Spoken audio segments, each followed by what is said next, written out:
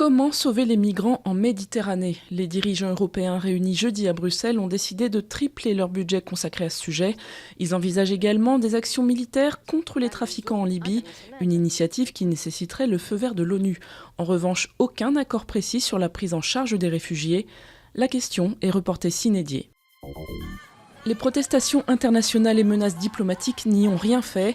L'Indonésie a annoncé qu'elle préparait la condamnation à mort de 10 personnes, dont un Français pour trafic de drogue. Diplomates et proches se pressent vendredi matin pour rendre visite aux détenus. La date des exécutions n'a pas été révélée. Les Arméniens estiment qu'1,5 million des leurs ont été tués de manière systématique par les Turcs ottomans entre 1915 et 1917. Un siècle plus tard, la nation leur rend hommage. Seule une vingtaine de pays, dont la France et la Russie, reconnaissent la notion de génocide, un terme récusé par Ankara. Partout dans le monde, comme ici à Paris, sont organisées des cérémonies de commémoration. Le sud du Chili, toujours en état d'alerte après le réveil du volcan Calbuco, après un demi-siècle de sommeil. Sur place et même en Argentine, à seulement une centaine de kilomètres, on redoute une troisième éruption. Pour l'heure, il n'y aurait aucune victime.